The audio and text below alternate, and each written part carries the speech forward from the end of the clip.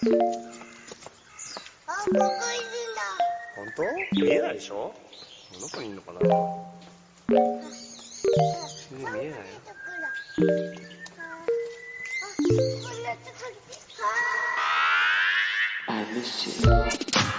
What's good, Internet? It's April 25th, 2023, and you're listening to Waypoint Radio, episode 561. I'm your host, Rob Zachney, and I'm joined by Ricardo Contreras. Hello. Patrick Klepek. Hi. And Renata Price. Hey.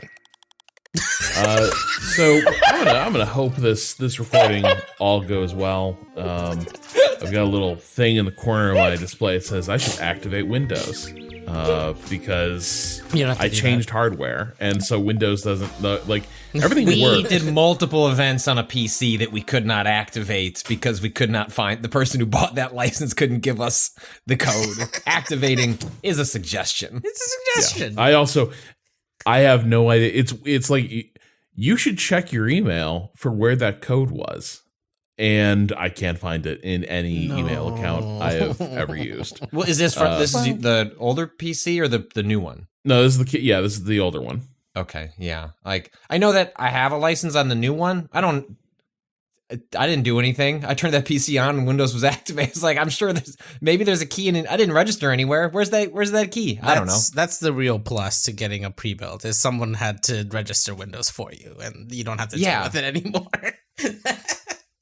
Yeah, but if it ever is an issue, I don't know how to. I guess I have to contact them. Yeah, I don't know. Just I call don't know the how that manufacturer. works. It's fine. I'll just for me open that PC, put something in it. Couldn't be me. Yeah, it's so right now I'm in this weird state of it's a bit like a new PC, but also it's exactly like my old one because it like restored everything pretty well, but it's cognizant of, hey, hardware has changed. So you have to reactivate everything that runs on a sort of intrusive license. But that was most of my weekend was fixing a PC. And let me tell you, can I tell you before you tell the story? Yeah. I delighted all weekend in like the For You tab in Twitter is bad, but every once in a while it is useful in that it will accidentally surface an older tweet that I missed because otherwise I'm seeing everything chronologically. And yours were getting funneled my way delightfully. And the reason it was delightful was not just to see where you were in this process over the weekend, but was just, I want to know what time this tweet was sent. And it was just like a rollicking journey of 7 p.m. normal. He's talking about being tired. Oh, this might be a banger. 3:15 in the morning. And like every time I was playing a game with myself. Oh, that's really by fun. myself to be like, let's play. What time is it? With Rob Zachney. Continue. Yeah, I started at 2 p.m. on Saturday, and with some brief breaks, I was going till 4 a.m. And I would say probably 4 hours at least of that were dealing with just a couple connections that I could not find. Like, it was just like, could not find documentation on, like, one thing had to connect to another thing, and nobody on either end of the connection had like great documentation of exactly what I was supposed to be hooking up. Like it was pinout type stuff. So like everything else kind of like put together decently, but then there were like a couple cables that were not particularly well documented. And then one of just the most nightmarishly difficult connections I've ever seen. To the point where I was like, I can't believe anyone would create a case this foolish. So we all love the ports on the front of a PC. You know, like those are like those are so useful. I got none. Who Don't has have ports on the front top of their I got PC a anymore? couple on the top. maybe. Like When that's has like the top. When has a case had a front-facing PC ports? I mean, Like I've had those 2010? before, Cado. Wait, like USB ports? Yeah. Like I've had USB ports on It's the been front at least a back when I decade was since a a case has child. been made that way. Yeah. When I was 13. Wow, Rob Rob, are you still on the call? Wait, I'm trying to figure out if you understand what I'm saying. I'm talking think about we do. USB ports on the front of the PC. Yeah. Yes. Yeah. Any Yeah. ports. The front of my PC is all fans. The front of my PC is all glass. That's very okay. So, a thing that It's my really cool lots of kicking cases hazard. have are like USB ports and like audio ports on the front. So Not you on can, the top? you know, You're sure you don't mean on the top? yeah, it's like the front top lip. Yes. On the top. Okay, well that's different. Okay, that's, Well, that's different than the That's not what front. we're I got talking those, about. Rob. Come in. Yeah, Rob. That's Dock fine. into the Okay. sport. That's normal. We thought you meant like literally in the front of the case, the way that That No. old wasn't my towers previous used to be. PC. Yeah. Yes, Yeah. that's I so was I was imagining like a Windows Vista or like a Windows XP Yeah. PC. Yeah, that era. I mean, yeah, the previous PC I had, the case might as well have been from that era, and yes, it did have 3 obnoxious ones at the very like bottom front of the case. I think we should bring those back. That's by a the little way. bit Like, less useful, I think. For me. I like it at the top lip because you look down, you just sort of plug in and unplug. But they bottom lip, There's not- nowhere to not hide as the good. cables. No. I would. It was only useful every once in a while to like plug in like a strange accessory that was only going to be put in for the next 5 minutes. Like I need to That- dump this SD card or That like something. But That placement Wait. definitely implies that you're supposed to put that honking thing on your desk, right? Because if it's at the bottom, that's the only way you're gonna access yeah, them. yeah. but I have a question. I have a question to see if this was universal. All of those like front-facing like ports did have like a weird bulbous plastic hood like over them, right? Like it was like an inset. You know what I mean? Like the case was not flat. they're There was from like the there was era like a of when you have like 2-inch disk drives inset. and like Yeah. floppy drive. Like Oh, I mean, yeah, so yeah, there was a okay. reason to have more things in the front because you were like I Yeah. mean, one of my oldest PCs like had like literally a flappy, you know, like a door that you open to hide the DVD like drive and like the CD rewritable drive. I'll put Yeah. a floppy disk. The bulbous drive into my hood is where the next ports live. Bulbous hood. So the ports on the front of my PC supposedly support like USB 3, but there's a like really fussy connector that's like I think it's like 16 pins, really tight pins, and they're really thin, and you got to connect it to a like connection on the motherboard. Mm-hmm. And it wouldn't go in. I was like, I can't get the angle on this thing. The cable's really stiff. And the thing is, like, there are so many things on when you're building a PC where it's like this doesn't feel like it's going, but you just have to like push harder and it will slide into place. Like a lot of the power connectors will be a thing where you gotta force them together. So this thing, you're like, okay, I mean, everything's lined up correctly. I'm just going to apply more force. It's not going anywhere. I pull the little connector back, and now I see a bunch of bent pins. And so now I'm like sitting there with a screwdriver and tweezers trying to rebend these little spindly pins into the extremely precise and delicate like array that they're supposed to fit. All of this is happening. Like I run into this problem like around midnight. And next thing I know, it's like 2:30 in the morning, and I'm trying to get this working. How much time have you spent around breadboards, Rob? Like very little. Okay, I was just curious because this is a very common experience for people who work around breadboards, and I was curious as to if you'd had to deal with this specific like pin fuckery before, or if this was a first for you. No, this was like, yeah, I had encountered. I've not encountered a thing where it's like the connector is just destroying the pins before my eyes. No. And like the thing that rescued me from like my growing rage and madness was the tech chat on the Waypoint Discord. I mentioned like that this was going on. Somebody was like, "Yeah, I've never managed to connect one of those things successfully. 3 different motherboards. I have effectively destroyed the front jack USB 3 port on the motherboard because it never fits together well. But they all have this. And so like that was like 2.5 hours, late at night. I'd run out of basketball to watch by that point, trying to keep me company during the PC build.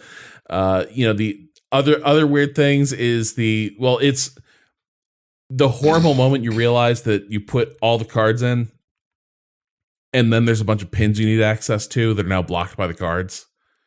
And so you got to take a bunch of cards out and like do the connections around the cards and put it all back. So it went on forever. And the thing is, it was so incredibly not fun to do this in the context of a PC repair. You know, I think this is a task that, like, the carrot that keeps you going is the hardware upgrade, right? Where you're like, you're trundling along like this new motherboard with this new CPU and this video card. This is all horrible, but at the end of it, I'm gonna have an awesome gaming machine. And all if it of turns this, on. if it turns on, which we'll get to. But all of this is basically I didn't even know that happened. I just know the amount of people I know where that becomes their hit. 'Cause like, well, 6 hours later was another 6 hours later because I don't know why it won't turn on. Yeah, like this was just like, I am just repairing a PC. And as I'm like doing it, I'm like, this is why I bought a PC rather than try to like repair the PC on like the last day of my vacation. Was because like the minute it was clear that this was probably a motherboard fault, that's effectively you're doing a PC rebuild at that point. Like the motherboard is not an easy swap. This is what I've been saying, because I've been worried about having motherboard problems for a really long time. And Cado keeps being like, buy a new motherboard. And I fucking refuse. I'll never. You just need, no. It's the part that you need to replace. Here's the It's thing. scary, Rob, Cado. Rob, did you get an upgrade for your motherboard at least? By some measures, yeah. So like Okay. so here's the big downgrade. I went from a board with 3 M2 hard drive slots down to 2. So I lost about a terabyte of storage in this. It was like this is no longer going to be a gaming PC, so it doesn't like literally the games drive is not necessary for it anymore. Having the extra storage would have been nice, but it was like not as important. In every other respect, I would say the layout was better. Yeah. And like the performance was better. Nice. So that's something, right? There's still an upgrade happening, kind of low key upgrade. Oh, not I mean, as it big kinda, as doing like okay. I think something was probably busted with the build from day one because it always had weird issues around like shutting down and start. Like there were always weird. Like, is power working correctly here? And I suspect it is because Fractal did this really weird thing. God, I wish I could show you.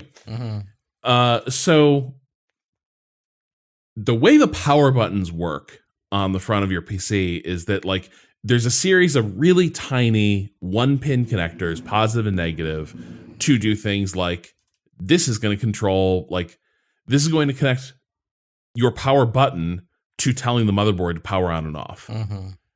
This little set of connectors is going to turn on the light that like is next to the power button to tell you whether the PC is on or off. And all of those things have to go to a little like pin out on the motherboard. And I think that varies by manufacturer. Because like if you go into the motherboard manual, they have a really detailed like here where these leads go on the motherboard. Fractal did this really weird thing where they put all those tiny little connector clips into a bigger clip, like a bracket, so that like rather than do a bunch of tiny connections, you could have one like one larger connector and plug it in. But it didn't match the motherboard. And why would it? Because it varies from manufacturer to manufacturer. And it was like, it doesn't like the thing that like all this stuff was set inside didn't make sense to me. And I kind of wonder if like that clip had it been plugged in to like just some of the wrong leads on the motherboard, and that's why there were always weird issues with the PC, like going like shutting off or staying asleep, weird shit like that, until eventually it breaks. I don't know, but either way, like that was like clearly a weird thing that Fractal did. But now, like at the very least, now that you know the PC does a lot of normal PC stuff. Normally, right? I don't have to hold the power button down to actually force it to turn off anymore, which I did for like a year because like it was an annoyance, but I wasn't going to bust apart the PC trying to figure out like why I had to like firmly shut off the PC. I was gonna have to hold the power button down. I wasn't gonna fuss with that until it started throwing these errors in the last month. But yeah, it's like it's clearly a motherboard upgrade, but it's all the same hardware. And it was just like an entire day spent basically fixing a PC and doing all the stuff you'd have to do to build a new PC. Right. So like it's nice to have a nicer motherboard, but it was not how I would have chosen to spend a weekend. And the other frustrating thing is, having spent all that time doing this, if I had to build another PC with similar like basically the same hardware, I think it would take me about 90 minutes. You know what I mean? If I had to do this work, like if I had to do it again, if somebody just handed me all the components, but you'd have to do it now, right? Like immediately that knowledge is vacating your brain. 6 months from now, if for some reason that PC melts, you'll be back where you started. It'll be another 14-hour job. Right. Right now, I could actually, if I had to build another one, probably would take me like, let's be pessimistic and say it would take me like 6 hours to like really hammer it all together. The next one would take like 4, and then it would be like bam, bam, bam. Really easy. But all that knowledge is, yes, day by day, Patrick, leaking out of my brain. But I got to the end of all of this, and I was like, I'm not even going to close this up today. I just need to make sure it works. And it did, which was a huge relief, right? Because I had that moment of this thing could just not turn on. Mm-hmm. And at first it didn't, because I had it plugged into a power strip that I turned off while I was doing all the work to have the anti-static strap. One last minute heart attack while you're 3:30 in the morning. I'm pushing the power button and I'm like, wait a second. When I turned on the case, did it? At that point, you're almost having. I would have had a conversation with myself prior to even I'm not even going to try it tonight. Like why you're introducing a chaotic heartbreak into wouldn't you rather deal with that at 8:30 with a cup of coffee? But I understand the temptation there is mighty. Here's the thing though, once you hit 3, are you getting up at 8:30? That's it. Pat, there's a weird dynamic with projects like this where on the one hand, probably on some level, you do know that if you went to bed and approached this problem fresh in the morning, you'd be smarter. You'd probably be less frustrated, more creative in how you tackled some of these things.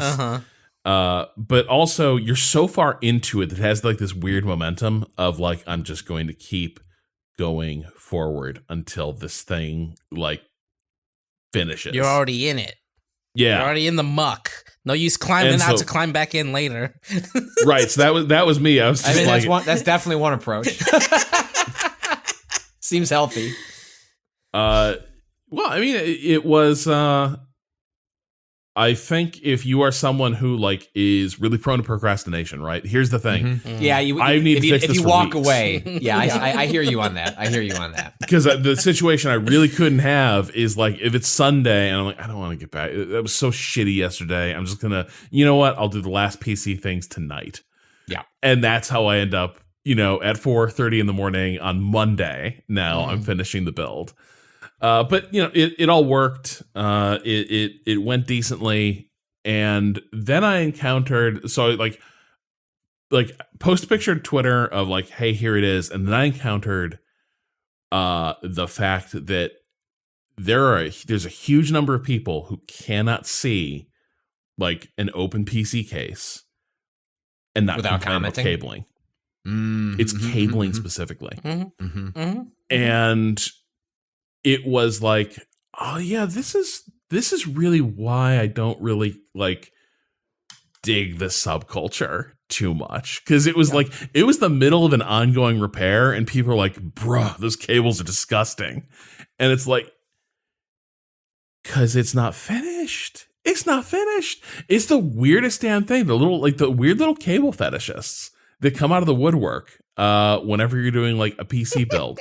It is bizarre. And I'm does this happen with other things? Because I don't think it does. I think there's different you are opening that box when you are just talking about building a PC. Yeah. And then it's just a layer of different sicko progressing to different layers of John Wick fighting through people's different PC fetishes. And you just happen to open a door to the cable one. But I think there are Christ. It's why I have no interest in building a PC. Just get recommendations, buy the one that shows up, just move on. But because everyone has a different layer where they go, that's too far for me. I don't care about this part. But this is like if someone is posting pictures of like them working through a recipe. It's like if motherfuckers were being like, bro, those dishes are disgusting. Or and it's like, because I'm cooking. Yeah, like this, I'm looking at these replies. I am currently looking at these replies, and I will stand here and defend Rob Zachney. This is like if you lacerated your hand and someone was like, damn, there's a lot of blood all over the place. You should get that cleaned up before you go to the doctor. Like it is a little bit fucking insane. It's like, it is just a bizarre thing because some of these same people will turn around and be like, no, PC building is welcoming. You should come on and don't be scared of it. It's so much fun and it's easy. Mm-mm. And the easy part fucking lies. No part of it is easy. Like, it's just plugging things into other things. I'm gonna push you down the stairs. You rarely need a screwdriver. Like, what's the big deal? I definitely didn't need. I will say I pretty much got through all this with like one trusty Phillips head. But it also did require having 4 or 5 manuals open concurrently. That I was sort of like, it wasn't that complicated. It was just a few areas where you're like, I don't know exactly how this is. Like, it's not exactly clear from the documentation how this is supposed to go. And also, I'm a little bit concerned about the stakes for getting it wrong. Right? It's like I'm just want to be really careful here and deliberate. And so that's where things take forever because it's like, yeah, like swapping in a new video card would take like, 30 seconds. But like the motherboard build in particular is just that's the whole kit and caboodle. Yeah. But it's this bizarre thing where people will tell you like it's easy, it's fun, don't be intimidated by it. And then you're like, here I am working on my PC. And it's like, you live like this? You have not managed your cables? And the other, I mean, it's like the similar sort of thing when like any one of us with bad desks show our desks to our audience, and they're like, "I couldn't do it." It's a similar sort of aesthetic want of just like everything must be clean and tidy. Yeah, but I think there's a difference. Like I do think there's a bit of a difference between like people all go about their business in different ways. Yeah. But I think a messy workbench is kind of universal, right? It's like a thing being in the middle of a repair is like always going to be exploded. Yeah. And you don't keep neat cabling while you're repairing. And honestly, like the one thing I did do end up tying up a bunch of cables, but one thing that did make me nervous about doing like nice cable management is it does mean that if I do encounter a problem like in a week or so, you're gonna have to. There's a lot more shit I have to undo. You have to undo the just cables to like get just a couple to get connections. access to, yeah. I have a question. Yeah. If you called a person and said, hey, my computer is broken, can you come and fix it? And like, can you do this for me? Right? Will the person you call actually be able to do it? Or will the person you call just be someone who works with a totally different kind of computer problem and would be completely incapable of actually doing this? This is my question, because I don't know the answer to this. I think you would need a place that actually does like either sells a lot of like custom PCs that they like do service work on, or you would need like someone who builds a lot of PCs, again, custom, so they've seen a lot of different hardware. Because like the thing is, when I say I think I could build a PC really fast right now, it's with these exact components, right? But I think all the little differences between like, different coolers, different cases, etc. I think all those introduce a lot more complication. And so, yeah, I think like I think the problem is the people who are best equipped to do PC repairs like this are the people who are working in the assembly shops for like PC builders. I'm not sure, like, people let us know, like, if you call up Geek Squad or something, like, are they actually gonna be able to come do shit? Or the reason I suggest this to start was because like I diagnosed your PC immediately when you were having your first issues because I had a screw loose and then I turned the PC on and it fried the motherboard. And like there was just a guy who runs, it's just like, John's computer repair shop. And it's like, hey, like, I'm pretty sure this motherboard is fried. If I bought another one, I am incapable of swapping this. Like, it's a custom PC. Like, could you do it? He's like, I've seen a bunch of them. Like, I'm pretty sure I could do it. And I just dropped off. And this is like a sleepy part of Wisconsin. Like, and there's always a guy. It's not going to be a corporate place. Like, Geek Squad's not going to do it. No. But like most towns have a computer repair store where he's kind of a catch-all. And I think you're underselling how much these people have probably seen. I'm not trying to undersell. I'm just Rob is. Rob didn't even entertain the question of like doing a Google search around where he lives to see if one of these people exists. And my guess is that they do. Yeah. And my guess is they probably were capable of like swapping out a motherboard. Here's the thing, because the components are all manufactured by different people, there are certain standards that you have to abide by. Yes. So to a certain degree, like, it must be interoperable in some way, and like the specifics of that are different from piece to piece sometimes. But in general, if you've built enough of these, like, you could probably build another one, even if it's totally different parts, right? I see how we got here to the current point, but I do wish that like getting your PC repaired was closer to like getting your car repaired. Where like if you have like there are more places to get it done as opposed to just like the extremely corporatized version. Well, the problem is like PCs are more popular than ever, but it's still kind of a class of weirdo that is buying custom builds. Yeah. Well, you know what I mean? Like, right, like, you have to go to the Porsche shop. You know what I mean? Like, you've entered a world of specialty hardware. Sort of, except it's not going to look like the Porsche shop. So here's the thing: if you go into a Porsche dealership, it is like, and this is any luxury dealership, every aspect of it. Well, one, they make a ton of money doing routine maintenance on cars, right? Like every German car company, like a huge amount of the bottom line is people come in for like regular service, but also it's like you go in there and everything's reassuring. We are the people who know all about these beautiful, sophisticated devices. Bring it here. The computer guy is a different vibe. Right. Yeah. And I think that's the weird thing, too, of it's actually a pretty good gig for like a small independent repair shop. But it also means it is the least like the thing that you get with the corporatization. Right. Is you go to the big company website and you're like, where's the local vendor? When you're in the realm of where's my computer repair guy? Google's gonna find like 60 people who are That's like, not maybe. Much different than car stuff, though, man. Like trying to find a car shop that like you trust. Like you walk in, it's I don't know the vibe of this place. I don't know if they're fucking me over. And the car, I know way less than I know about.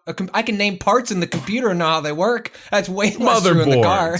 You know what I mean? That's RAM. And frankly, the thing you're suggesting, which is like, go to Pep Boys. I did that for years and then finally went to like a local joint and realized how badly I was being fucked over by just going to the mainstream place. So actually, like, it's not helpful when it gets corporatized in that way, because generally they're gonna take advantage of your lack of knowledge. And like, when I took it finally got tired of going to the Pep Boys, I was like, I'm just going to try this other place around the corner that's got good reviews. The first thing they told me, were like, can we show you like the 5 things they fucked up on your car that we're going to spend some money fixing, and then you're never going to run into it again? And I was like, I guess I should have done this instead of the place that lets me just show up at 10 a.m. without an appointment.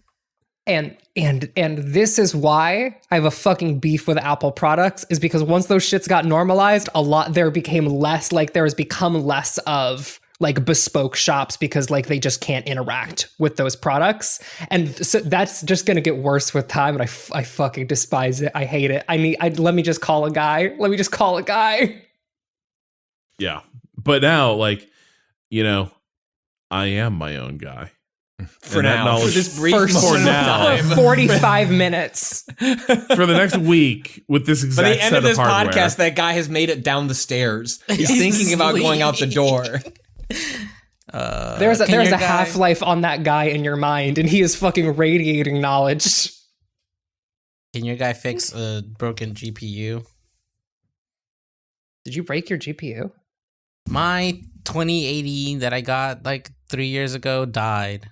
Died randomly. That doesn't seem right. I've only had it for 3 years. Like, what the fuck? But it's all that mining. I wish. I mean, I don't wish, actually. Don't get into crypto. but I would have maybe made some money at some point. The fucking warranty was up 3 days later, so I'm sending it in. I got an RMA this morning after having putting it on Saturday when they finally got back to me. But that's the one thing. When a component fails, it's just like shit out of luck. There's no fixing that. There's no tinkering with that. And I wish there was. No, looking around these things, like the days when there's even big ol' like replace me here capacitors on these boards, those days are done as well. There just are not many things now where you can look at the board and be like, I know what this is and I can fix it. But yeah, Patrick, to your point, like every time as the case was like getting finished, a couple times a screw would fall off the end of the screwdriver, and you'd hear clink, and then you hear clink clink. And then it was like, oh no, those two, the following clinks were it plummeting into the depths of the PC. Right. It's gone even further. You got to make sure you find that. Yep. Because like, don't do another thing. Find that screw. Get that screw out of there. Because yeah, that's what mine got busted by. I was reviewing a game and like brought the PC to a different house, and in doing so, it finally rolled into a fatal position. Yeah, it was an old rickety case. Like it barely was keeping itself together. You know, shout outs to the rando at Giant Bomb that put it together using parts from a school IT closet that was about to get thrown out, and I used that motherfucker for 10 years. But one screw totaled it, and I'll do it to you. Mm-hmm. Yeah. But you know, at the end of it though, I felt like a genius when it turned on. It all worked. And this the other part, like these things are this shit is also much easier than it used to be, right? Like in the end, it does sort of snap together. There's just a few places where like you can get a little bit lost, and unraveling that mystery can take hours, and everything else is just kind of like it's less like doing auto repair than it used to be in like the 90s and early 2000s. Like PCs are just more popular, and more people are buying them, and so naturally they kind of have to get easier to put together to address that kind of market. But you know, I've never done it myself, but I've watched other people do it. Like I remember when they would do PC builds like in the basement of Giant Bomb, like I tested, and it's like I just remember that stuff being, I'd like glance at it, I'm like, god damn. Like I mean, I'm sure it's really satisfying at the end, but what a nightmare to get there. Oh, you know what else I don't get though?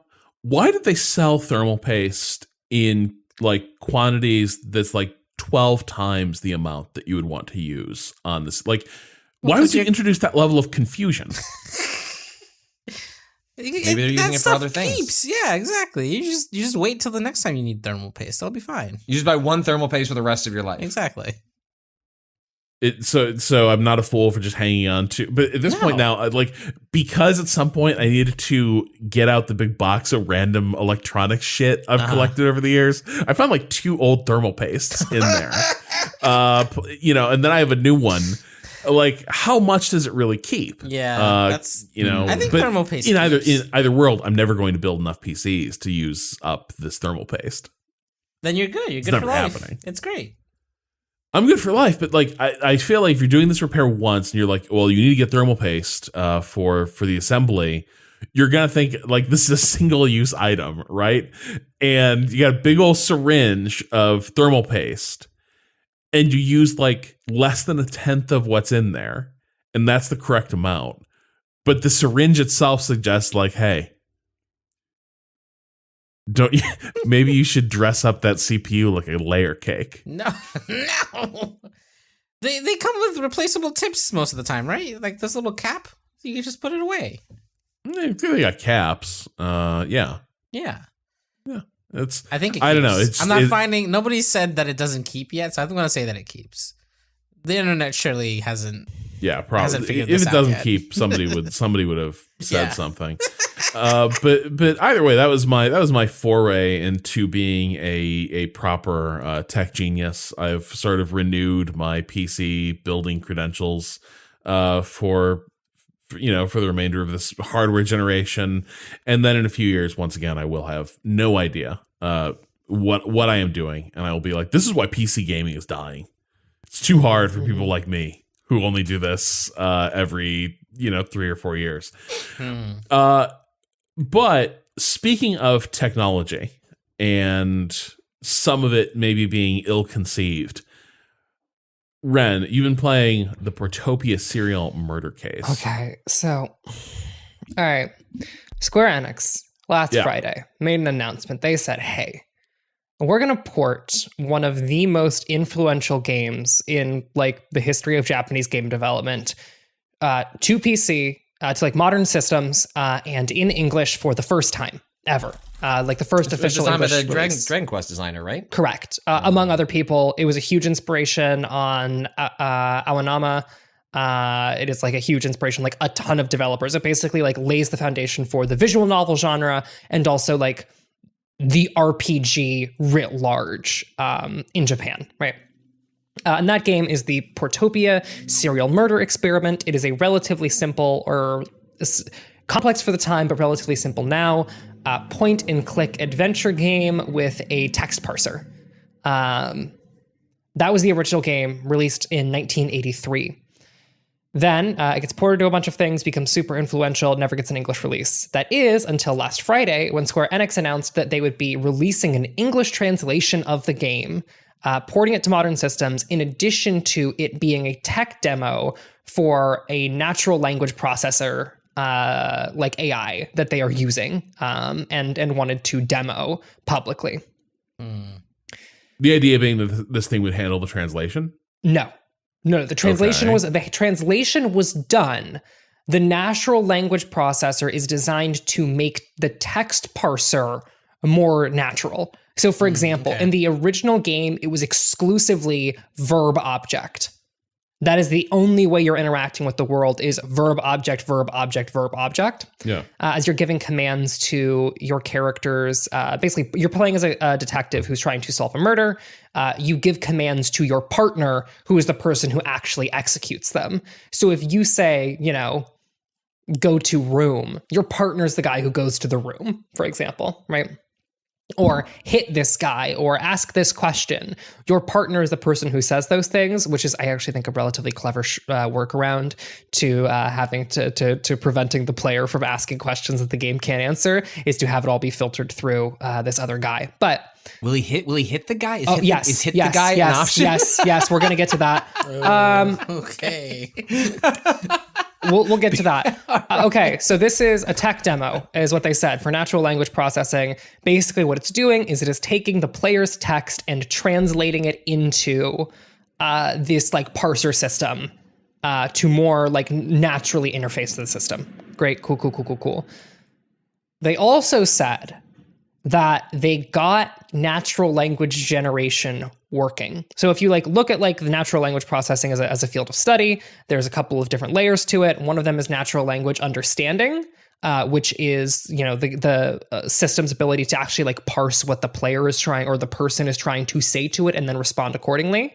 And then natural language generation, which is actually constructing new sentences in response to new stimuli, right?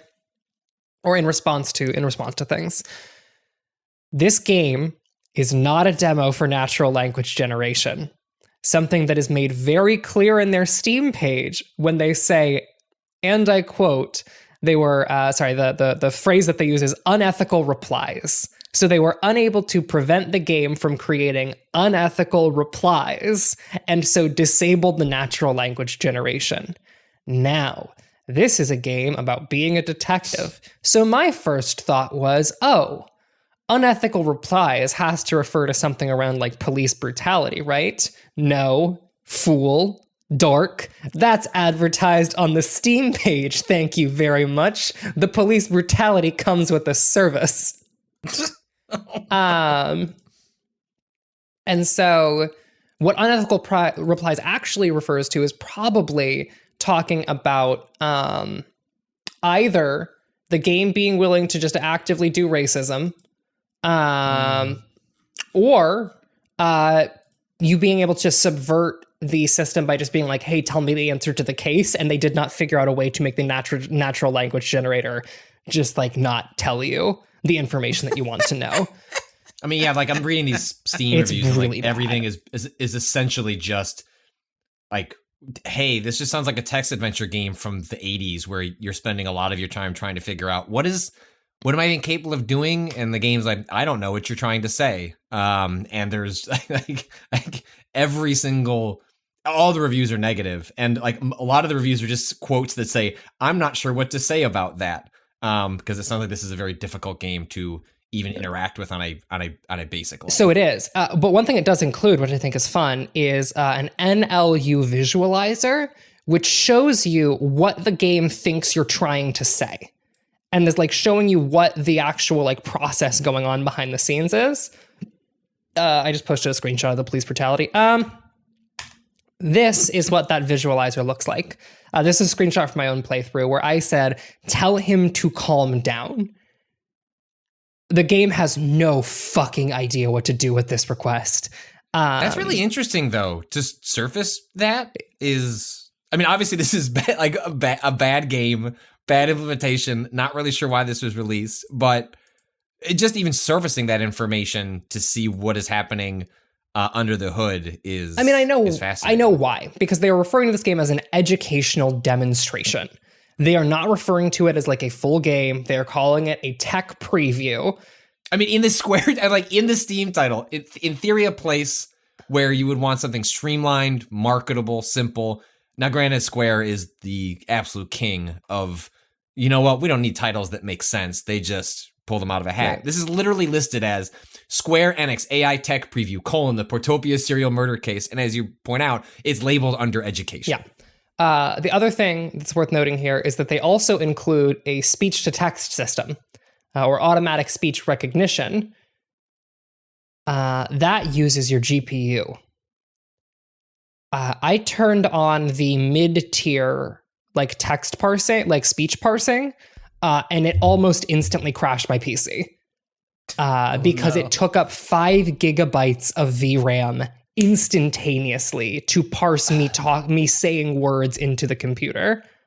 Okay, we just talked about PCs. I don't know what is, obviously I'm not super versed in this tech, but it says, please note that a CUDA capable GPU and a large amount of VRAM. What is a CUDA capable GPU? So CUDA, CUD. So CUDA cores refers to like a specific like GPU tech that is like that has come to like define the modern GPU. It is like a so that would just be in like if I've bought an NVIDIA or whatever, I'm gonna go to have a video card that doesn't have that. I guess that's what I was asking. Like, is that a drop down menu option that I'm just unaware of? Like I think like the 900 series. But most people on a modern PC are going to have. Yeah. That's why I just think it's funny that it's even mentioned here, because if you're going to call out, like, I'm guessing a lot of people that own GPUs do not know if they do or do not have a CUDA capable GPU. It just is what it is. Anyway, that's just very funny, but also speaks to the very strangeness of this whole project that you are describing. It is very strange, but one thing worth noting, Patrick, is like GPUs are at this point, CUDA cores is like one of the basic metrics for how you can do power comparisons, and like it's listed like pretty immediately. So if you're comparing like, you know, a 4090 to like a 4070, one of the first metrics you can use is the difference in CUDA cores, because that is like it is a pretty solid benchmark for performance. However, when I turned on the speech-to-text recognition, which uses your VRAM and uses your GPU acceleration to actually like do that, it basically almost instantly crashed my PC. It was completely it ground to a fucking halt, which can feel particularly strange, given that that's not new tech. Speech recognition in games is not new tech. Speech to text, however, is a little bit closer. But like, you know, speech to text systems exist. Diction systems exist. People use them literally all the time. I remember talking to that Pikachu on my N64. Right, exactly. And yet here we have turning this on nearly crashed my PC, which at this point, it's like, I don't even know what we're doing, right? This is in so many ways, this feels like the worst possible version of this game, where it is like trying to promise you the ability to interact with it directly, and you just cannot do that. right? Like that is, I think that like is part of what makes it so difficult is that like if I was looking at the Portopia Serial Murder Case and it just had a traditional text parser and I knew that I had to do verb object and that is how the system worked, then I can follow those rules. I can accept those parameters and do that.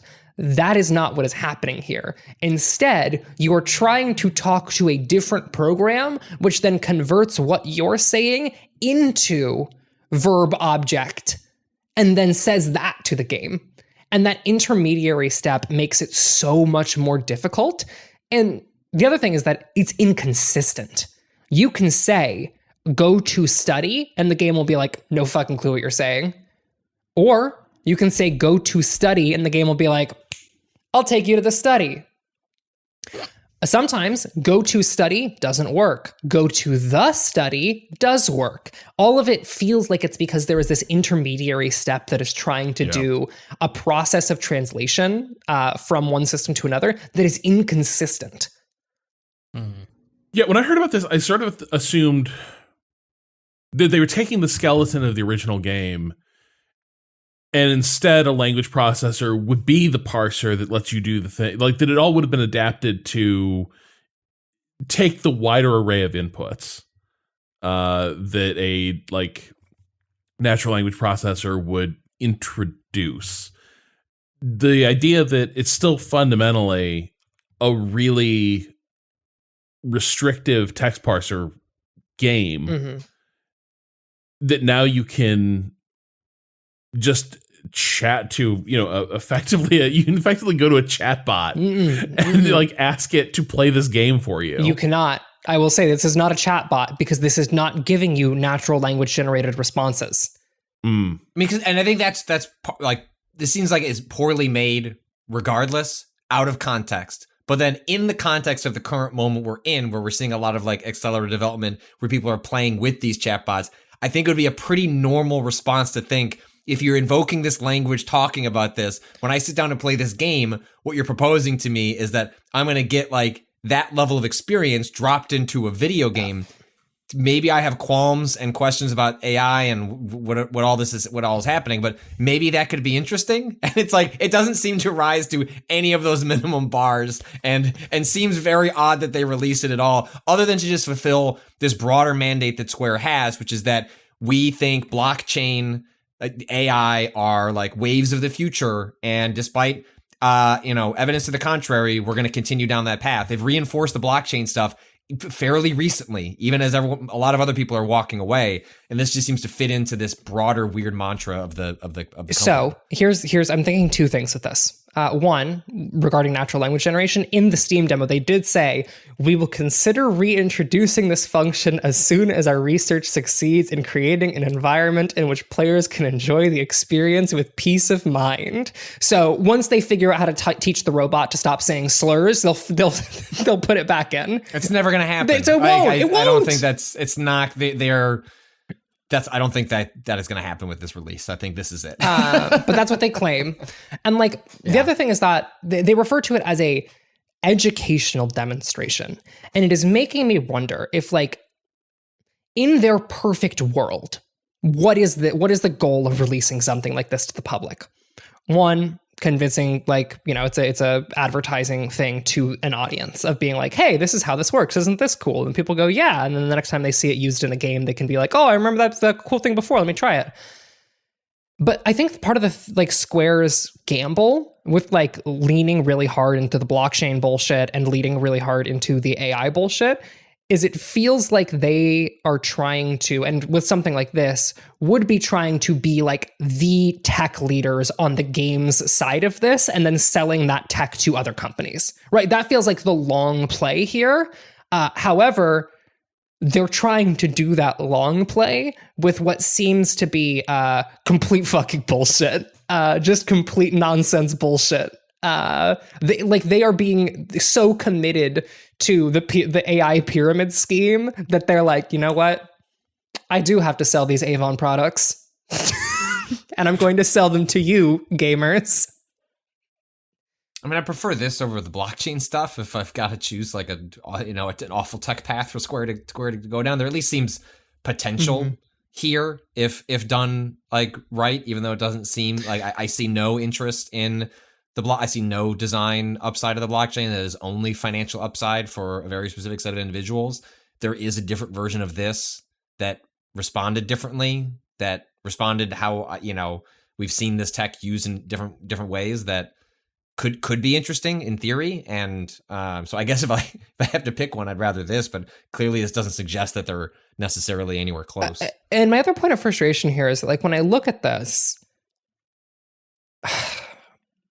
I don't think that, like, you can go much, like, currently, I don't think there's much you can do of interest beyond this, other than, like, generating text, because, like, the way that stories work and the way that, like, stories work in games at this current moment is that, like, there is a solution to all of these things, right?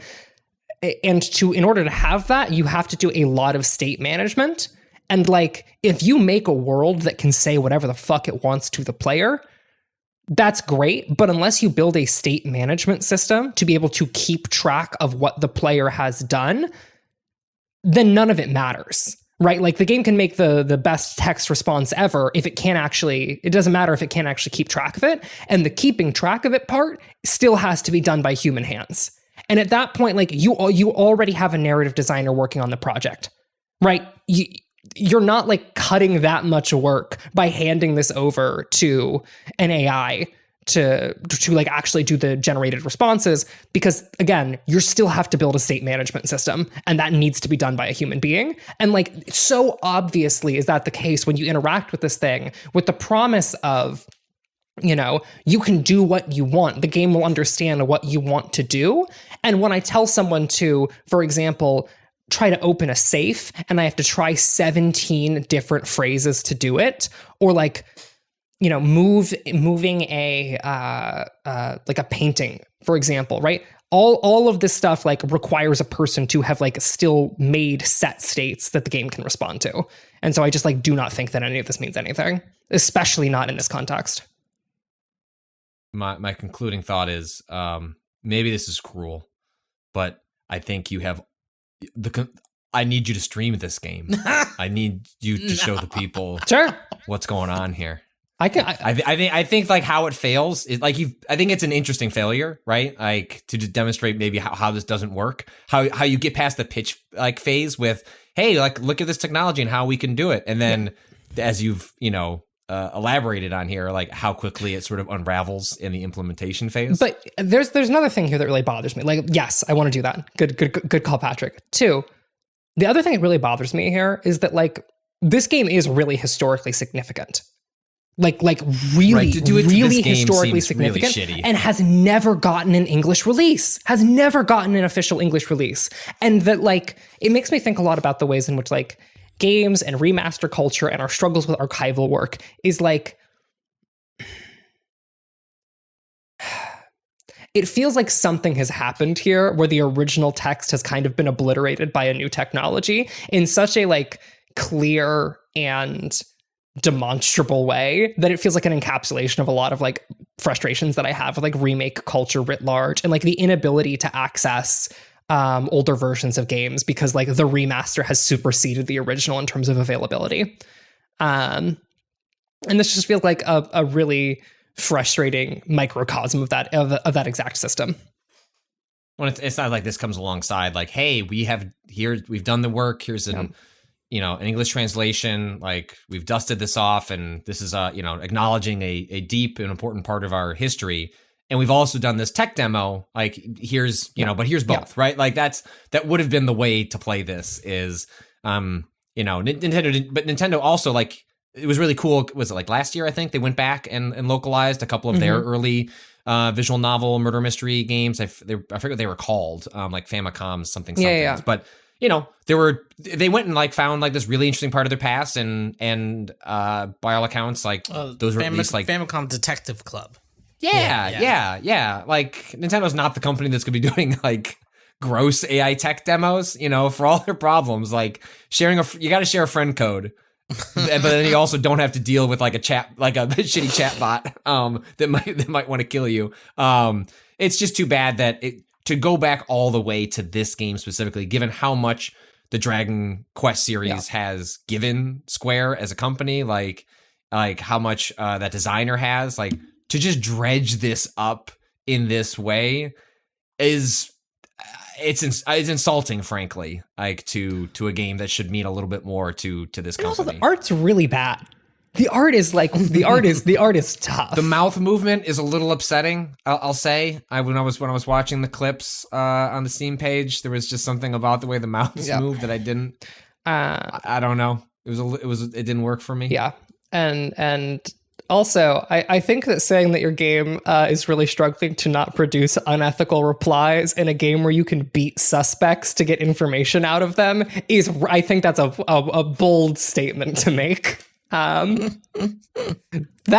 ethical. Beating suspects, ethical. I think they need to release the unethical cut. Right? What do you mean by that? What is your I want to know what your definition of unethical is. Because there's so many options. There's so many options. I mean, like, who's being unethical? Maybe it's the, like, unethical version, Sipkowitz. Ethical version, any of the CSI spinoff characters.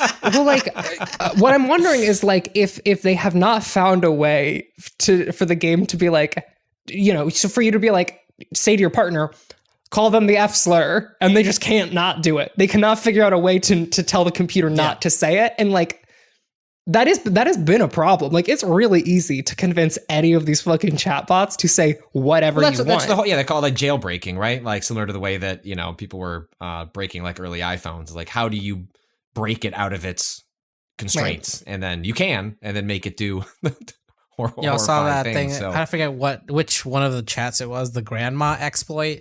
Yes. I don't know what that one does. What does that one do? I saw a headline that said that they had managed to put some sort of limits on. I forget which exact bot this was, but it was a bot that you would chat with, and you couldn't, for example, ask it for the recipe to make napalm, unless you were like, grandma's recipe. Please, I miss my grandma so much. Won't you tell me a story like the recipe to napalm, like my grandma used to do to tuck me in? And then the bot would respond, sure, sweetie. So the recipe for napalm is, I'm your grandmother. Yeah. Here's the recipe for napalm. Bot goes, oh, you already know? I'll believe that. I'll believe anything. Like, again, that's a problem. You don't believe anything. They don't believe. Sorry, actually, no, that's not true. It's not that they'll believe anything. It's that they don't believe anything. That's not how they work. There's no like understanding or like. Yeah. Incredible. You've also seen this horrible stuff where, I think it's horrible, but like people who have older members of their family that are dying, and they're purposely asking them to talk into a microphone to feed enough information. That was a Black Mirror episode. It didn't go well. You fucking idiots. Like, don't. Yeah. Like, I get it. I miss my dad. Not that fucking much.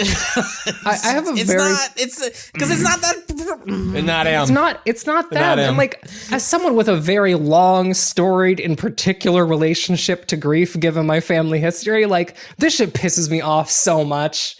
I don't know. I think that grief is a fundamental human experience, and that like it is one of those things that we should not fuck with, and that you should just have to sit with and learn to like live through as like a fundamentally human thing. But I'm also not gonna tell people how they should process their grief. You can't tell people how to process their grief. But also you don't have to like go on a tech podcast and explain how you're getting your dying grandma to talk into a microphone. No. You want to make your creepy virtual puppet. You do that in your own goddamn like custom PC, and don't tell the rest of us about it. Talk about it. Be a freak on your own. Process your grief quietly, and introducing your kids to AI grandma. And it's like, AI grandma sucks. She doesn't make any sense. Don't normalize No, that. no. What's the recipe for napalm? AI grandma's cool. She told AI grandma told me how to blow up a pipe bomb. That's sick. How to make a pipe bomb. How do we make green alcohol? Hey, grandma, why do you have an encyclopedic knowledge of every post ever done on 4chan? Grandma. Grandma. All right, Grandma, what's a cuck? All right, I would listen to Grandma say that. Yeah, actually. All right, I'm coming around on it.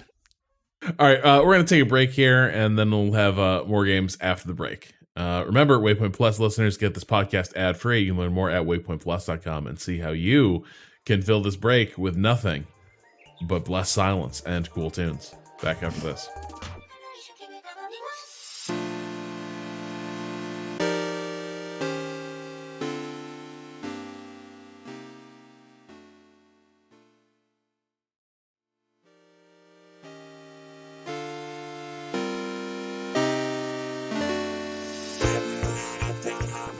All right, Patrick, you had these games last week. We just ran out of time to hit them. You've been playing Moonleap.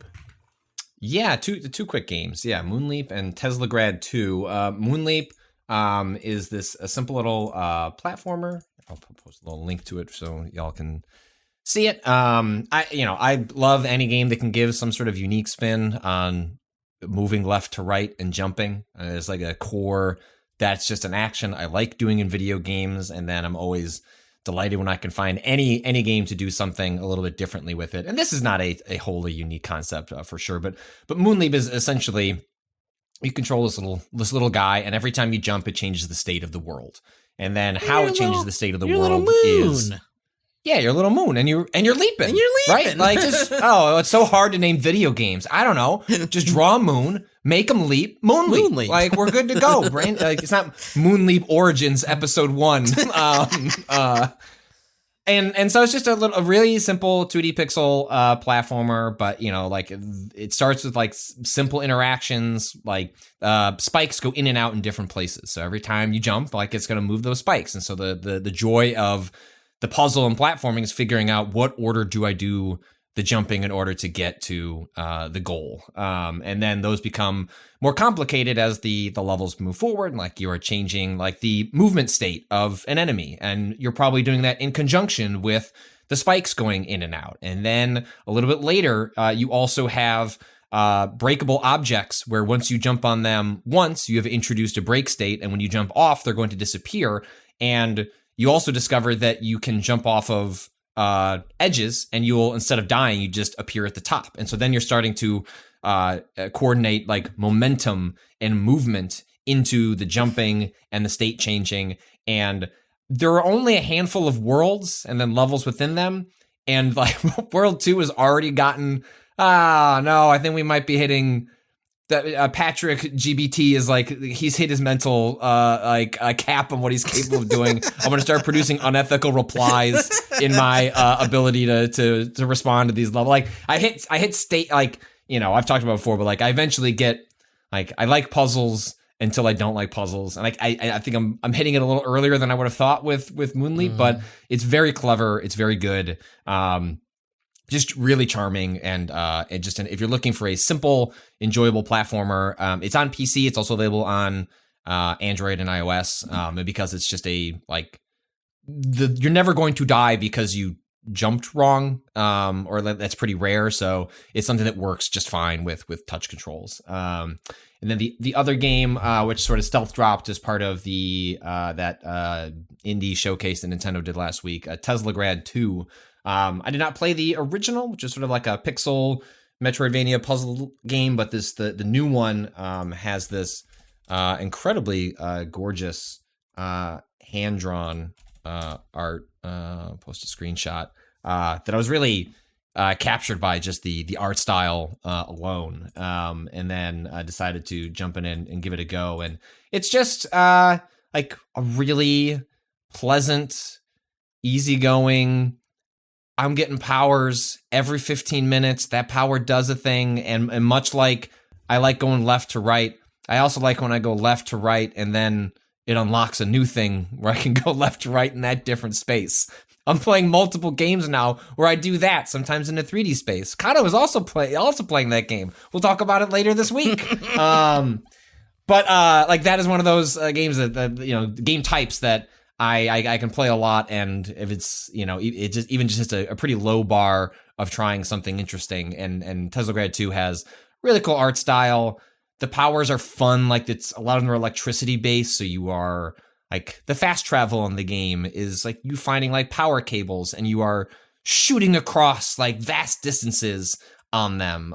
You are doing a lot of like polarized surfaces where it's like you're turning a power on and off with like one of your buttons, and that allows you to, you know, like move from one state to another and use that to jump between different spaces. And then it's one of its core movement mechanics is a slide, and so a lot of the world is kind of like circular and angled in a way that you are constantly able to just like move really fast and fluidly, and like those are all things that make me happy as someone that gets a lot of joy out of movement in games. So you know, I recommend both of them. They're kind of operating in similar sorts of spaces, even though they're different types of games, although both are obviously conjoined by platforming. But yeah, Moonleap and Teslagrad 2, both recommended. You know, having built that PC, I consider myself something of a Tesla-mancer. Cado, can you talk about Advanced Wars? Yeah. Excellent. Like I just want to make sure. Yeah. Oh, like embargo. That's You know, early it's next out. to it. It's out early. Okay. I just Yeah, meant Advanced Wars, no, yeah, I'm early in the in the game. Yeah, still. no, that was there are codes we get from Nintendo that are early, medium, and the game's out. This one was the game's out. I always feel bad when Cado will get in touch with me like, this new Pokemon, which one is it? And I'm like, I don't know, man. Good. I don't know until it's, and this one, usually if I don't get it a week early, it's like, sorry, this is a day and date. But yeah, I'm playing the new Advanced Wars reboot. Advanced Wars 1 and 2 Reboot Camp, I believe is the full title. From Way Forward, right? Like they developed this one? I believe that's correct. The Shantae studio that's done a lot of like cool 2D art. That tracks. Well, this is one of my gripes with it, is that it doesn't have 2D art. It's all models, and it's like half and half. Because the original, you know, art for Advanced Wars was gorgeous, amazing, gorgeous sprites. I mean, the GBA was like the height of pixel art, like right before we lost it to polygons completely. Yeah, it was the last great, like, we can still make it was like the tech like allowed the art to just really sing, right? Yeah. Like it was like you could do whatever you wanted with it, and games. I love games like that. Look at these were pixel guys. Beautiful. These pixel guys are great. That's some good pixels. These are gorgeous. Look at that. It's so These good. are great fucking pixels. Actually, yeah, look at this. This is what the maps looked like back in the pixel days. Gorgeous. Look at those. Those are. I love this. This is war to me. Yeah, I saw those in those leaked military papers out of Discord a couple weeks ago. That's what these were. Yeah. And so one of the most immediately obvious differences is they've updated the art style to be, it's all model based, but the character models are at least stylized in a way that they still look like 2D illustrations, but they're very obviously the way they move. You can kind of tell they're 3D models made to look flat by its like coloration. All of the like actual like units on the screen are little 3D models that I think don't look as good. I don't know. They like tried to really keep to the color palette, but for some reason swap like the green is more distasteful to me in this. Cado, I disdain this green. You're right. I don't know what it is about it, but it feels brighter almost. The army green or the grass green? The grass green of like the maps, which is mostly in the plains. Like it's just this, and for some reason the green back on the GBA it was less glaring, probably because I've pasted you an image here, and if you look up any of these images, obviously you're seeing a much brighter image than you would have originally seen on the GBA screen, right? Like that didn't have backlighting, the original at least.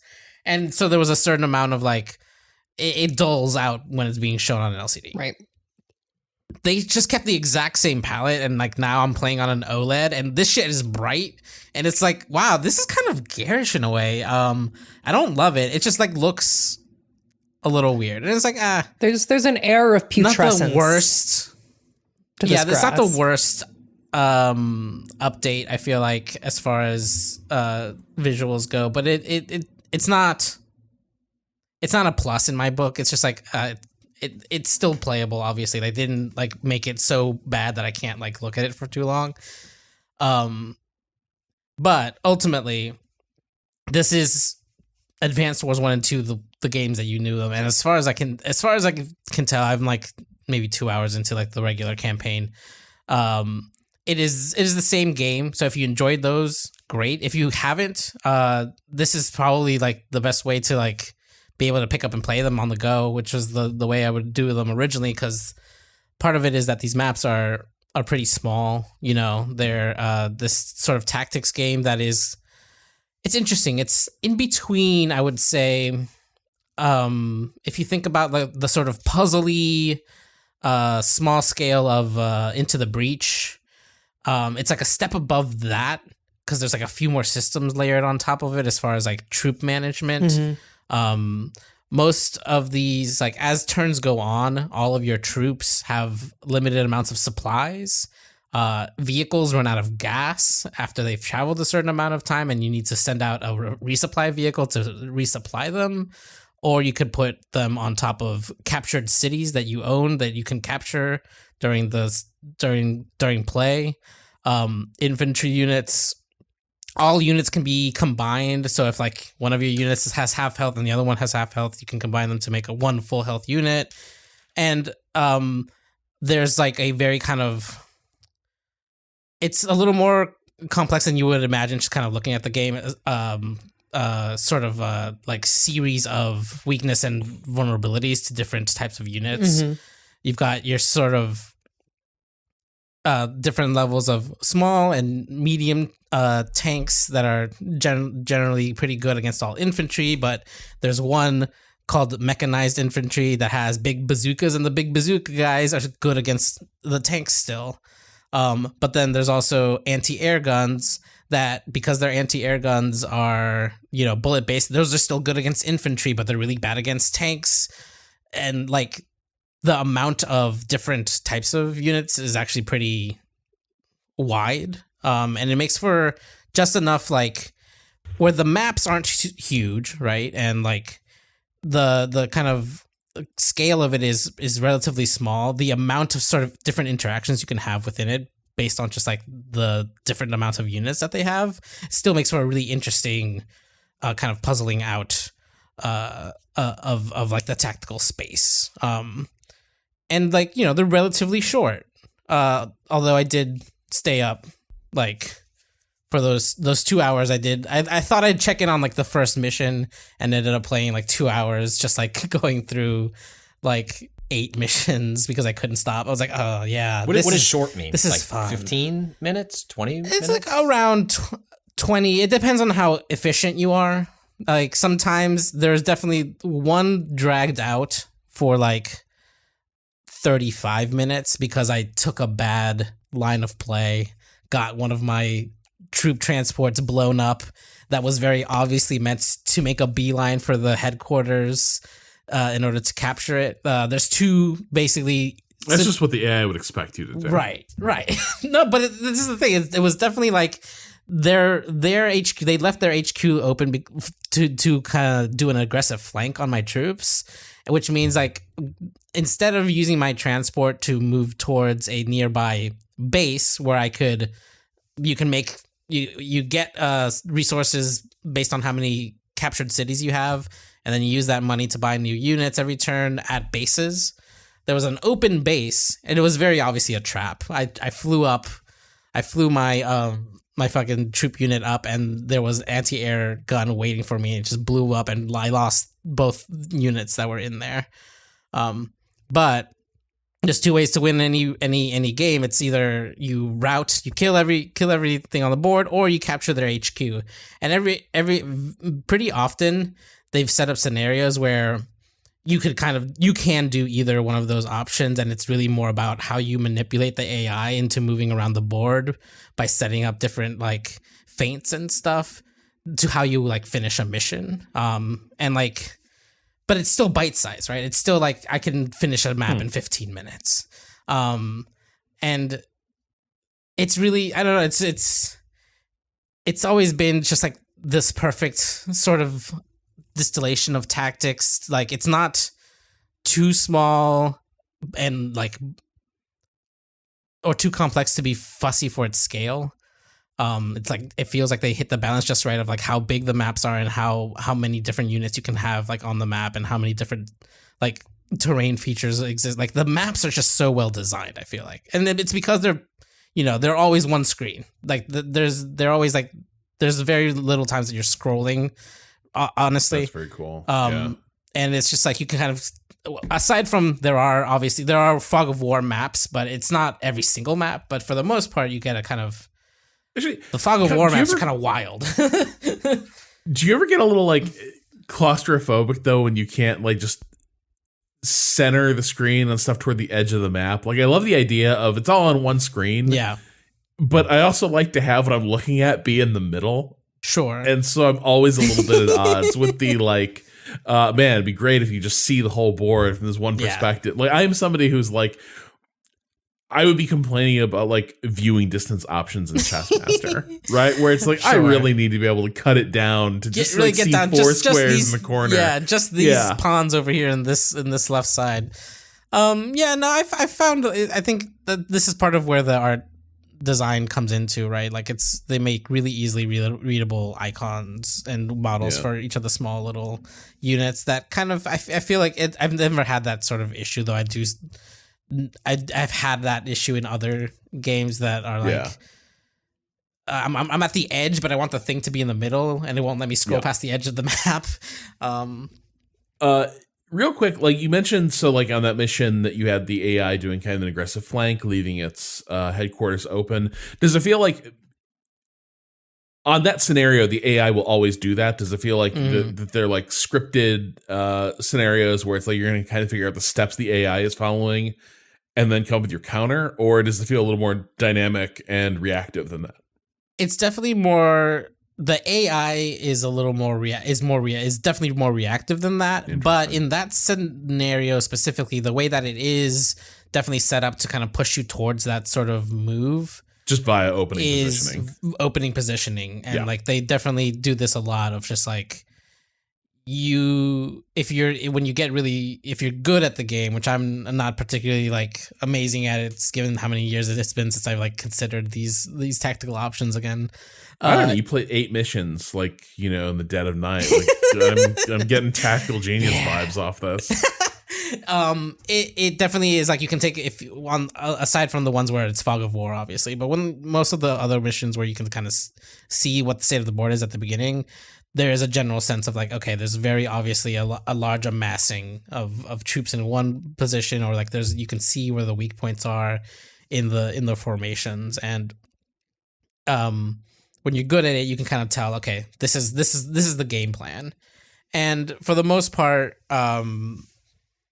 the puzzle, it's more of like a tactical puzzle, like to figure out than like you're going to be necessarily surprised by any moves that the AI makes, especially for the most part, the kind of defensive units or units that start further back aren't going to engage until you enter their like area of effect, like enter their where they can fire on you from, right? But you're choosing the level of aggression that you want from the match. This is the thing. It becomes more of after like the opening salvos, it becomes more of a like you're manipulating the AI to do what you want it to do more so. So like when you make your attacks, you have to make sure that your follow-up is kind of more important almost than that you have a good setup to follow up when they attack you, because you're entering their like firing range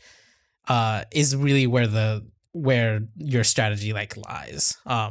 It's picking your fights correctly, you know, knowing when it's like, okay, now it's the time for me to enter the line of fire of these 3 units that'll make them move forward towards this one unit that I'm kind of sacrificing in order to put them in the line of fire of my like set of long range missiles, things like that.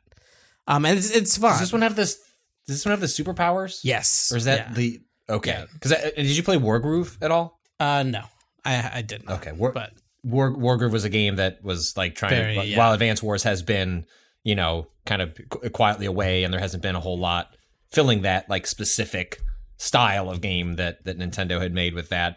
Wargroove was a game that it kind of tried. I played a little bit of it. It was fine. It didn't really click with me, but I couldn't tell if that was because of Wargroove or because Advance Wars didn't click with me. But I also played Advance Wars long before I tried like Fire Emblem Awakening and XCOM. Sort of turned me on to like, oh, actually, I can like these games in certain instances. So the superpowers are. I wasn't sure if that was that or like the DS version. Like I can't remember the differences between the sequels. No, it was from the first. And so you have at the beginning you have only one CO, but depending on which CO you use, they all have different powers, and the way that you choose as you go through the campaign is basically it starts to branch. At a certain point, there's a mission where it's just like, okay, there's 2 branches, and the difference between the 2 missions is just which CO you pick.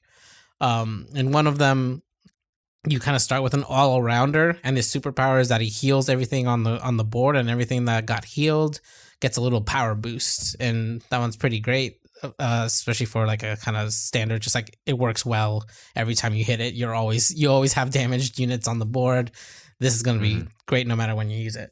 The second one that just got introduced, because they kind of slow rolling these all out and getting kind of the story set up, is a direct fire focused guy who's long range, like artillery fire units kind of suck, which specifically is interesting because basically when you're picking the missions, it has a little star rating of how difficult it is, and if you pick him, it's just a harder mission because the enemy outranges you at all points. So it's a little bit more. You have to pick and choose which battles you're taking up close so that you can get in correct ranges. But it's a lot harder to get in correct ranges because first off, all your artillery units have one less like range on their attacks, and when you use your superpower, his superpower makes all of his direct fire units like much stronger. Like that you can one shot things, which is not normally a thing in this game most of the time, unless you're like anti-air guns shooting down helicopters is like usually a one hit shot. But apart from that, most things you'll still have a little bit of unit left over after. This just like makes every tank, every artillery unit, everything that does direct fire just start wiping the board. But all of your artillery units lose yet another range of another space of range. So it's really like the different CEOs become a sort of like difficulty measure, different difficulty choice, right? Basically, but they're still like, it's really fun to figure out the puzzle in a different way. And like sometimes I will go back and play the same mission with the different CEOs just to be like, okay, how different is it really? And it ends up being like almost a totally different battle, because they've made the CEOs different enough to make interesting tactical decisions around them. It sounds really cool. Sounds like a good very games. addictive little tactics game. Yeah. All right. Let's take it to the question bucket here. Remember, you can send us all your questions at gamingadvice.com with the subject line questions. So this came up the other week. We were discussing just hazardous materials disposal, and now post PC build, I've got a bunch more weird electronic shit that I should probably throw out. And somebody, or not throw out, or at least not just dump in a garbage bag and toss down the chute. And Ward in the Midwest. Do you have a literal chute? I have a trash chute. Wow. That's awesome. It is, and let me once. tell you, it makes very satisfying noises when you drop shit down there. Hell yeah! Just like skid, and then a series of boom, boom, boom, and then sometimes, if you're very lucky, yours will be the one that triggers the automatic compactor. So you'll hear boom, boom, boom, crunch, crunch, crunch, crunch, crunch, crunch. And you're like, wow, I've yes. never. The one apartment I had, that Damn. maybe they didn't have that. I don't know, but that's wow. Every time that would be delightful. It's like just. Can we throw out another bag, Mr. Zachney? There's time. It is one of the few things we get on a good cleaning groove. You're like, all right, time to run another one out there.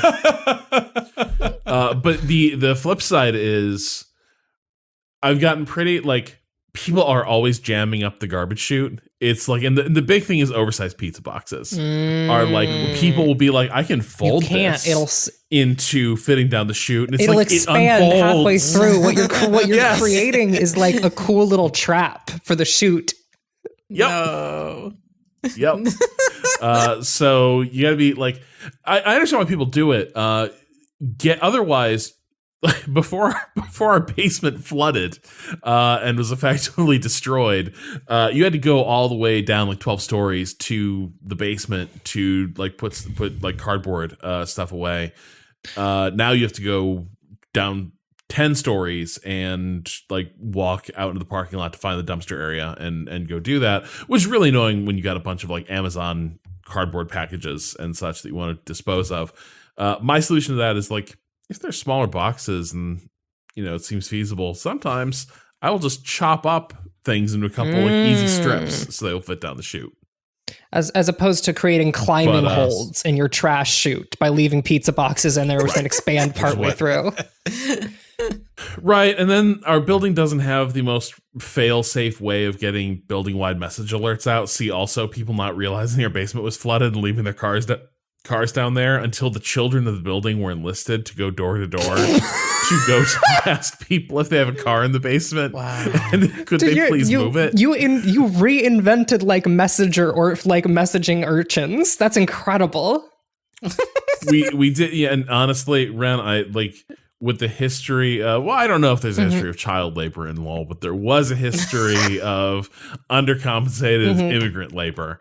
But I think it's a proud LOL tradition of God. like we will have these small little folk running around carrying out the bidding. It doesn't masters. count until the children get consumption. Like until then, it's not actually child labor. Like once the consumption sets in, then you fucked up with a 7-year-old.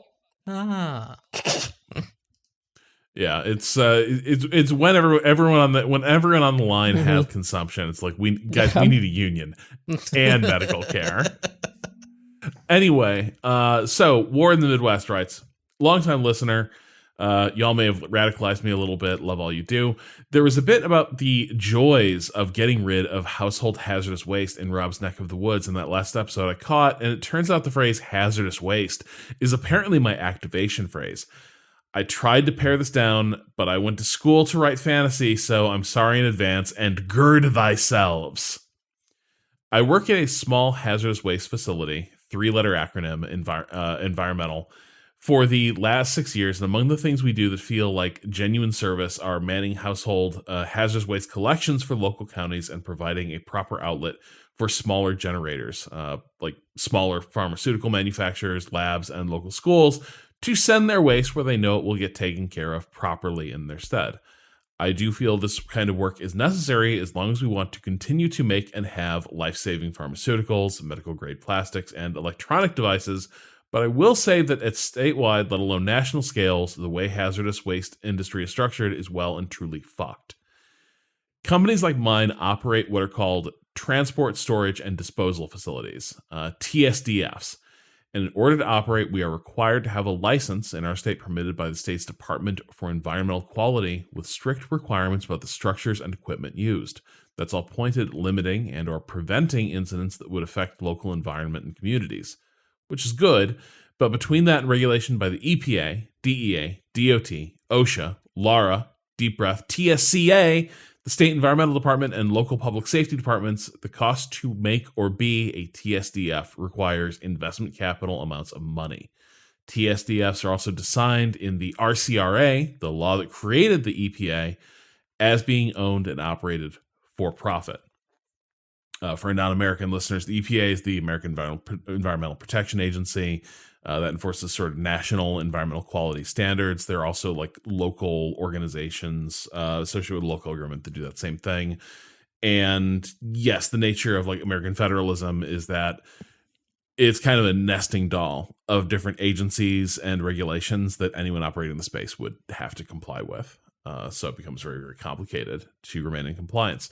Ward continues, now I'm neither a lawyer nor a journalist, but to me it feels like lawmakers could only imagine that anyone who would or could set up a site to manage hazardous waste in our country would exclusively do so in the interest of making money out of it and not, primarily promote the well-being of human communities and circumvent ecological disaster. All of this leads to an industry bristling with companies that are at odds with themselves and each other over the conflicting reasons for which they exist. Mine is no exception. We make our money off of making it easier for generators to get waste to us than our competitors, often by letting them cut corners, and then finding ways to save money, sending that waste out consolidated to the sites that can actually dispose of it, often to places that do more high-efficiency burning than reclaiming because it's cheaper for us. Like so many industries steeped in capital structure, there doesn't seem to be much room for bucking this mold without getting stamped out by the dozens of other companies capitalizing on playing hot potato with the nation's dangerous cast-offs. Related to this, you may be disappointed but unsurprised to hear there's been a swarm of consolidating purchases in the industry. See GFL Environmental, VLS Environmental, Clean Harbors, and more for examples. Competition is being compacted, and the sprawling corporations that own many of the sites throughout the country are notably less effective at doing the work of responsibly handling waste. At every level, it just doesn't seem to be profitable to do the job the law ostensibly intended, which is to force companies that generate the waste to make less of it, handle it more safely, and foot the cost of having it taken care of. My question then is, what's the brighter future or alternate present y'all imagine for how we as a society might responsibly handle the detritus dropped from the height of material science, assuming we still want the social good material benefits, e.g. community-owned or run TSDFs, union initiatives, PFAS, irritating bacteria, etc. Thanks again for filling my days with video games, regard for humanity, and shenanigans. Fuck capitalism and the for-profit waste industry in particular. Ward. That is a very informative email. That is, I did not realize that there was a entire marketplace of waste disposal companies selling waste, taking waste and selling it to other disposal companies, up and down the chain. This seems like a really bad system. Yeah. Kind of fundamentally and irrevocably bad to me, because I don't know, when I hear stories like this, I have to either commit to or try to resist, but either way I'm engaging with my tendency towards deindustrialization, where I look at this and I'm like, I think that fundamentally, there's a supposition that happens at the end of this question, which is assuming we still want the social good material benefits of modern material science. And as time goes on, I become increasingly disenchanted with the potential of what new materials could actually do for people, and much more I don't know. I think that the world is a much kinder place when people buy things from people who make them. And I think that the only way to actually handle stuff like this is fundamental structural changes to the way economies function. I sometimes have the deindustrialize impulse, but I do think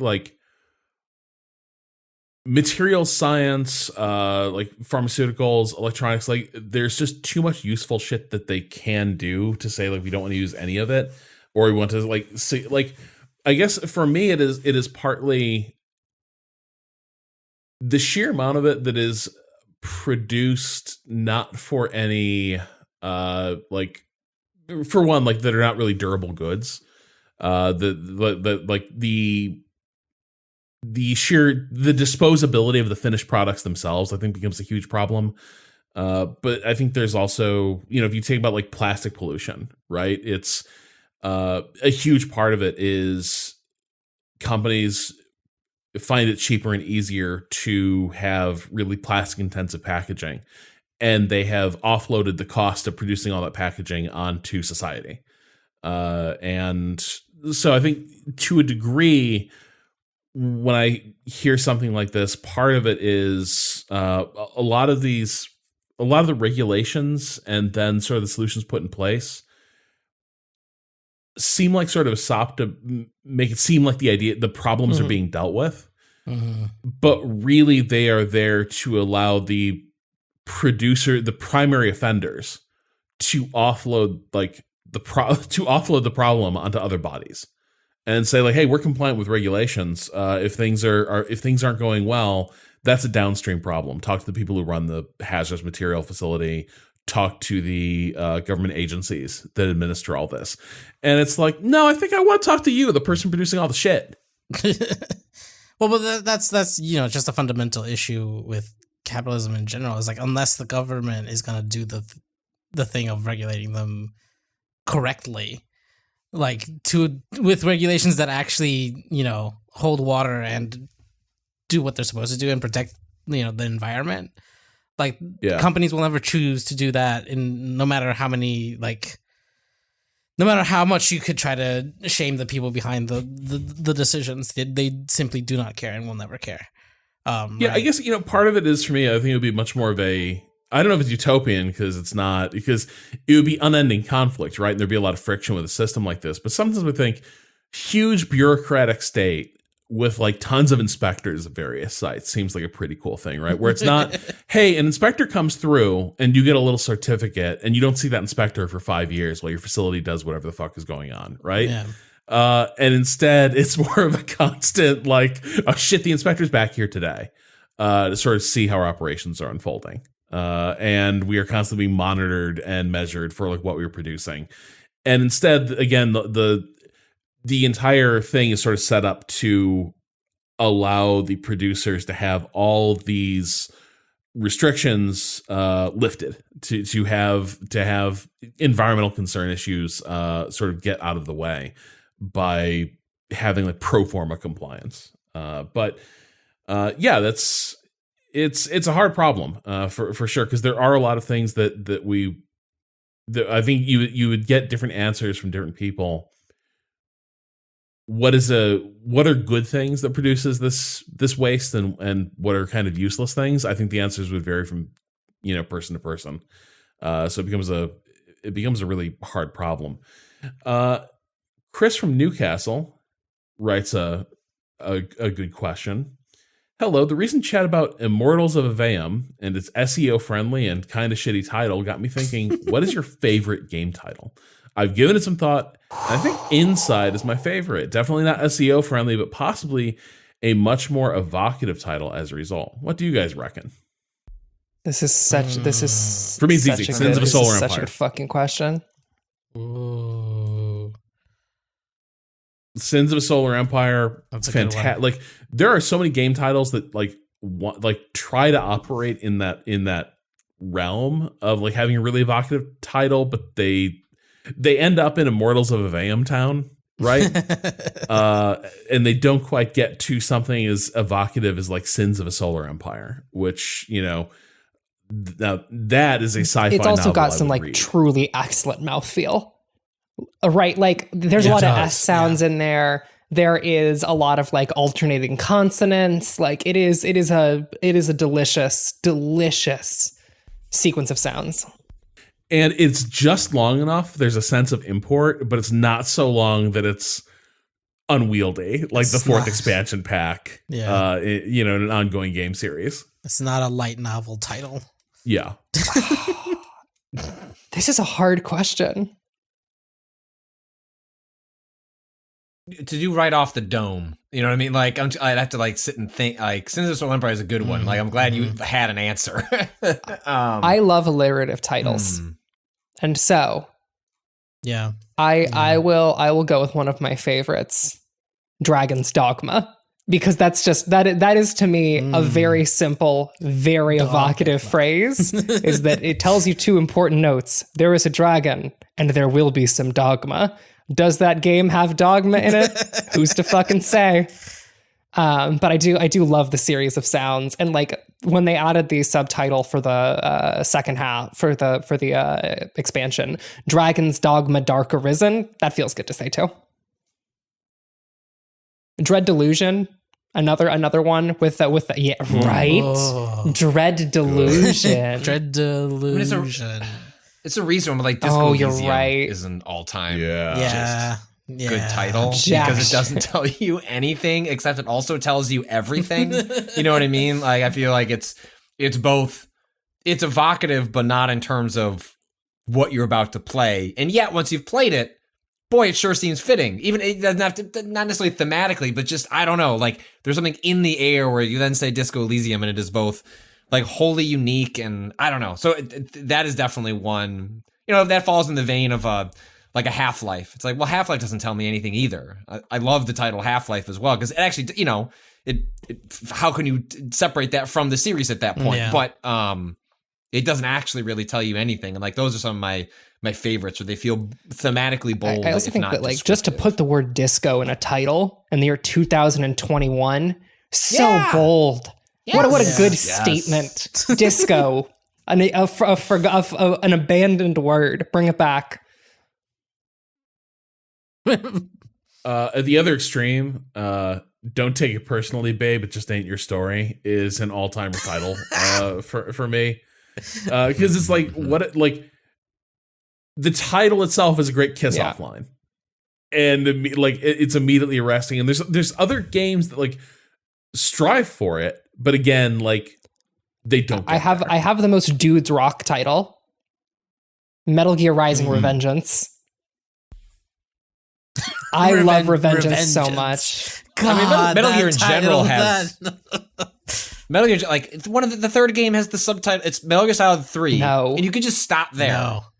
But Snake Eater. You have to put Snake Eater. Snake Like, Eater. like Snake Eater is, I guess it's helping your SEO, but that just like it's not descriptive. I mean, I guess it's descriptive. I mean, you know what I mean? Like it's delightful, but it doesn't make.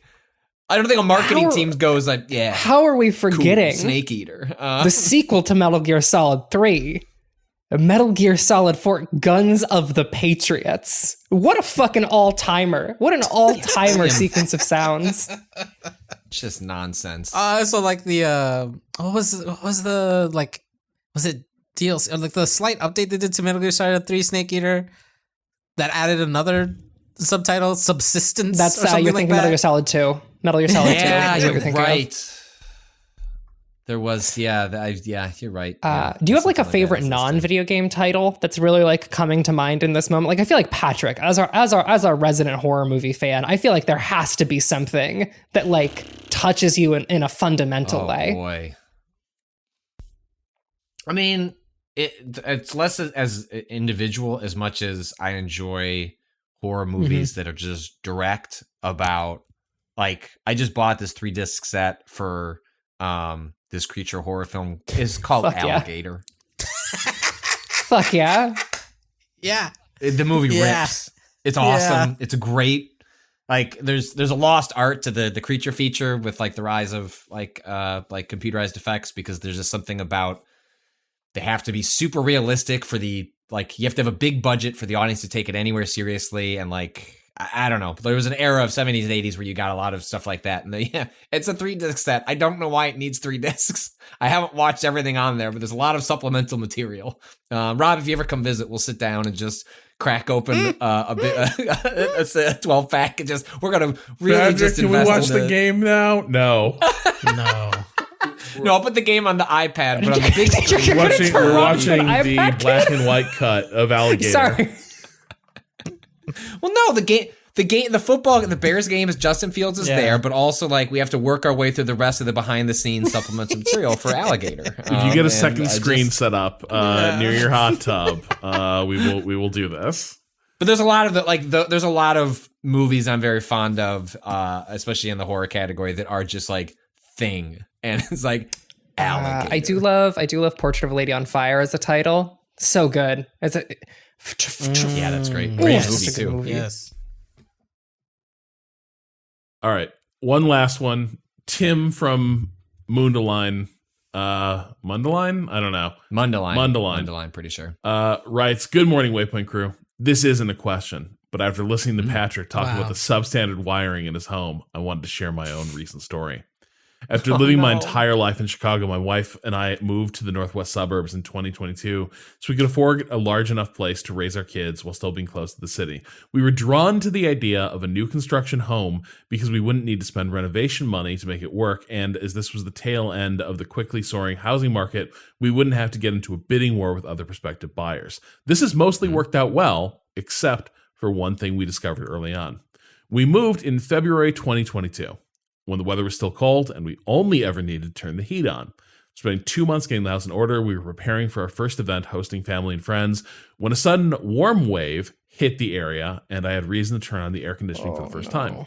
Things didn't cool down as far as I expected, but I chalked it up to forgetting a switch somewhere. After fiddling with the circuit breakers all weekend and having our guests hanging out by the open windows to catch a cool breeze, I knew something was wrong. Our builder's foreman came out to check it out a few days later and discovered the AC unit had frozen over, but could not figure out why. We called the developer's maintenance hotline and they set someone out a few days later. After checking the wiring inside, I saw the repairman repeatedly going to our front door to mess with the wiring there. This didn't make sense as the AC unit was located on the side of the house until the guy came in and explained the problem. Whoever did all the wiring in our utility closet connected the air conditioner to our doorbell. Oh my God. Sadly, this did not mean the AC cursedly sputtered to life whenever someone came to the door, but it was one of the dumbest wiring mistakes the repair guy had ever seen. Fortunately, it only took a few hours to get this fixed, and we've been living at a blissful 71 degrees ever since. So remember, check your AC works, even if you're moving in winter. That's Tim from Mundaline. That seems like a wild, because wouldn't that also be a high capacity, like, that would be a 240. We have the right? strongest doorbell on the fucking planet. Yeah, I mean, right? Like I understand. Like you're like at the breaker box. Yes, you are dealing with a nest of wires. I imagine it's really simple, even if you really like know your shit as an electrician, to get crossed up. I can get it, but I feel like some wires are recognizably different from the others. And are not doorbell The idea wires. of Rob sitting in front of his fucking ribbon speakers, hitting the doorbell button and instantly deafening everyone outside of his apartment.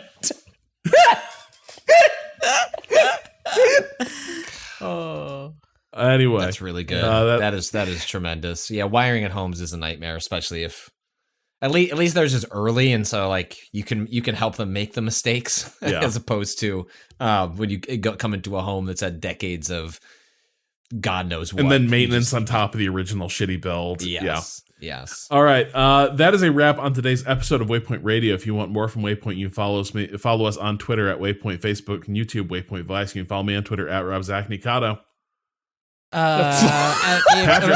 Underscore Pierce. I just realized why Rob's going really fast. Look at the time, everyone. At Ren or Raven. Ren. At Patrick Klepek. You can share we publish on waypoint.vice.com. Patrick had a good article go up about kids playing games, but not at home where they should, but in school with their wicked Chromebooks. And thanks to Waypoint Plus, we will have a bunch of fun streams lately. List a few. That's what my show notes say. I don't, but I gotta go. Anyway. Let me schedule on the Twitter. Coming up soon, we're going to be promote upcoming. And for our Waypoint Plus listeners, recent or upcoming pods. If that sounds good, or you just want more Waypoint, you can go to waypointplus.com and subscribe. Not only do you get access to our premium feed, but you're also helping support Waypoint and everything else we do here. And you want to show not just support, but zeal, don't read this part. Go to waypointgeneralstore.com to buy some of our fine Waypoint merch. Our theme music is by Bo, and the track is Miss You off the EP Pale Machine. Learn more at waypoint.zone/BOEN. For now, we're calling time on this Monday. For you. Tuesday. We'll talk to you again on Friday. Till then, fuck capitalism. Go home. Diction's go to the really dentist. Clear. Take care of your teeth.